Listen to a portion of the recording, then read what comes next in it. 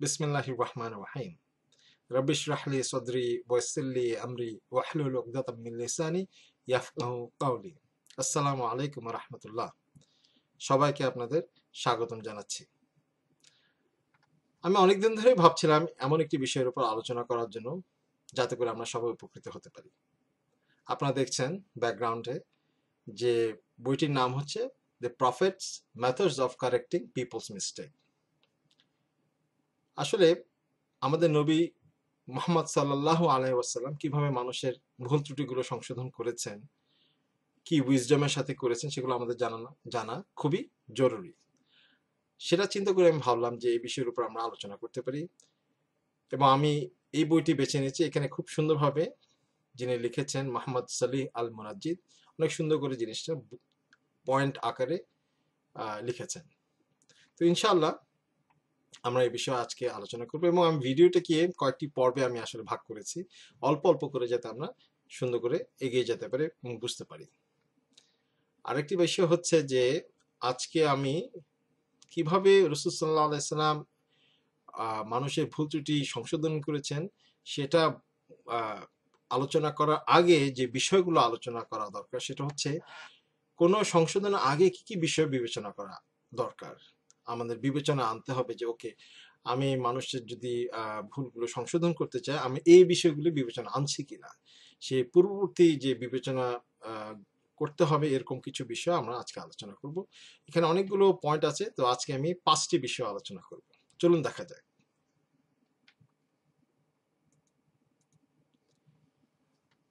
প্রথম পয়েন্টটি হচ্ছে সিনসিয়ারিটি টুয়ার্ডস আল্লাহ সুবহানাহু ওয়া তাআলা। আমাদের মন থেকে নিষ্ঠাবান হতে হবে আল্লাহ সুবহানাহু ওয়া তাআলার প্রতি। যখন আমরা কাউকে সংশোধন করতে যাব, কারো ভুল ত্রুটি আমাদের চোখে পড়বে, তখন সংশোধন করতে যাব শুধুমাত্র এই কারণে যে আল্লাহ সন্তুষ্টির উদ্দেশ্যে, সন্তুষ্টি অর্জনের উদ্দেশ্যে।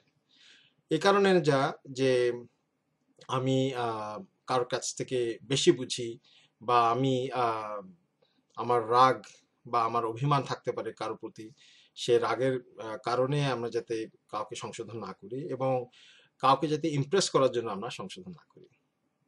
তো শুধুমাত্র যাতে আল্লাহর সন্তুষ্টির উদ্দেশ্যে আমরা সংশোধন করি মানুষকে, সেই বিষয়টা খেয়াল রেখে আমাদের এই বিষয়ে চিন্তা করতে হবে অ্যাকচুয়ালি।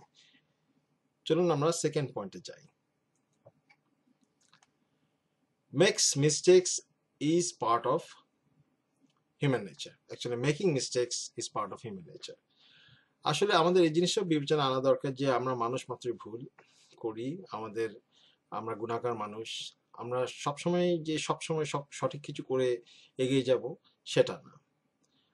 তো যেখানে রাসূল সাল্লাল্লাহু আলাইহি ওয়াসাল্লাম বলেছেন, যেখানে আমি ইংরেজিতে এখানে লেখা আছে যে every son of Adam makes mistakes and the best of those who make mistakes are those who repent.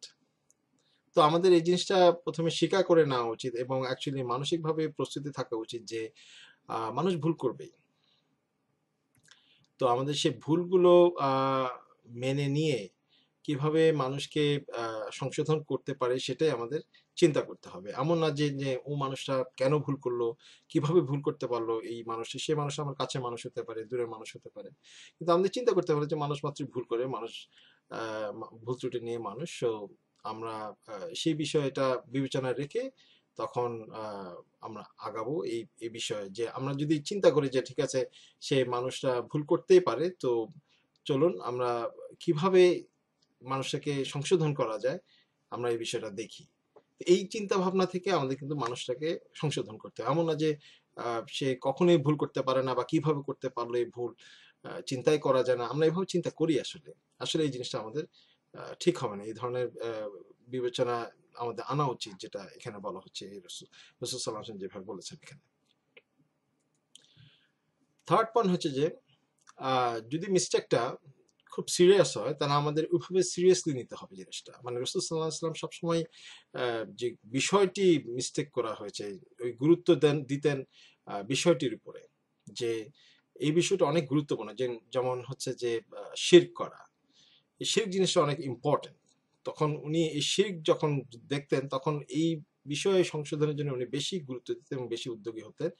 আরেকটি এক্সাম্পল যেমন ধরেন যে ঠিক আছে, একটা ম্যানার বা একটা এটিকেট, কোনো আদবের যদি কোনো লঙ্ঘন হয়ে থাকে, সেটা থেকে শিরকের যদি ব্যাপার থাকে আকীদার ক্ষেত্রে, সেটা অনেক গুরুত্বপূর্ণ। তো আমাদের ওইভাবেই চিন্তা করতে হবে যে কোনো একটা যখন ভুল হয় মানুষের, তখন ওই ভুলের যে বিষয়টি সেটা কতটুকু গুরুত্বপূর্ণ আল্লাহর কাছে, আল্লাহর দৃষ্টিতে সেটাকে অনেক বেশি গুরুত্বপূর্ণ, সেভাবে আমরা জিনিসটাকে বিবেচনা আনবো।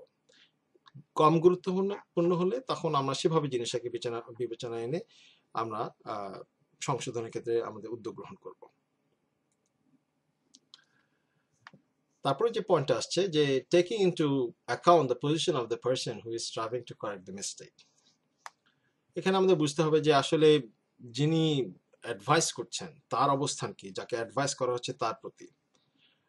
অ্যাডভাইজার যিনি হচ্ছেন উনি কি, ওনার স্ট্যাটাসটা কি, ওনার অথরিটিটা কি, তারপরে যে ওনার বয়সটা কেমন, এই ধরনের জিনিসগুলো আমাদের মাথায় রাখতে হবে।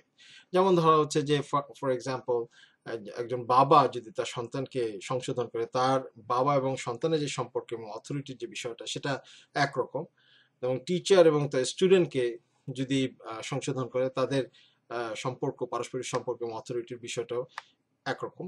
এভাবে আমরা চিন্তা করব যে সন্তান যদি বাবাকে বলতে চায় উল্টা, তাহলে কিরকম হবে, কিভাবে সন্তান তার বাবার সংশোধন করবে, ভার্সেস যে ফাদার সন্তানকে কিভাবে সংশোধন করবে। তো এই জিনিসগুলো আমাদের বিবেচনা আনা দরকার, যে কে সংশোধন করছে এবং কাকে সংশোধন করানো হচ্ছে। বাবা সন্তানকে সংশোধন করছে নাকি সন্তান বাবাকে সংশোধন করছে।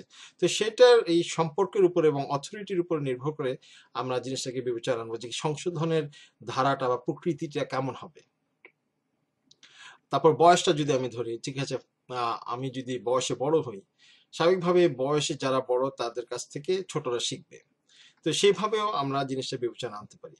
আবার এমন না যে সবসময় বড়রাই ঠিক কাজ করবে কিংবা ছোটরা ভুল কাজ করবে, এমন না।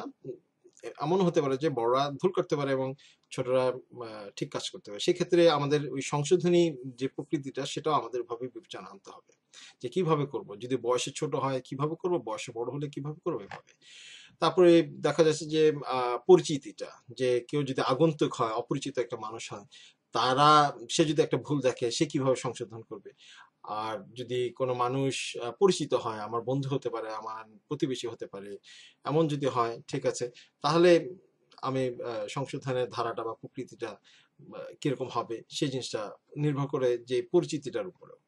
তো আমরা এইসব বিষয় আমরা বিবেচনা আনবো যখন আমরা কাউকে সংশোধন করতে যাব।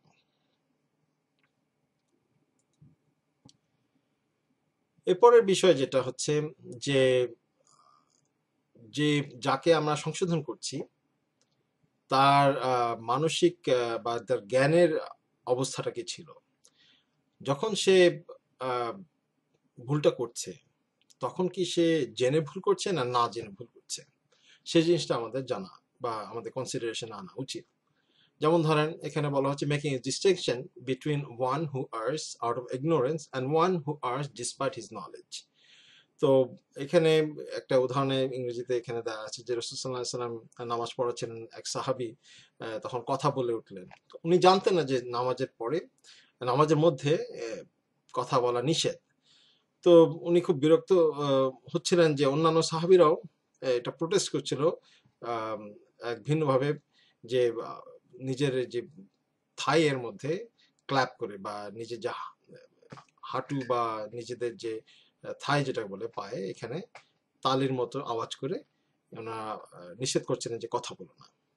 তো উনি জিনিসটা বুঝতে পারছিলেন না। শেষ পর্যন্ত রাসূল সাল্লাল্লাহু আলাইহি ওয়াসাল্লাম যেভাবে বললেন যে যে এখানে বলা আছে যে he did not Reebok me or hit me or put me into shame.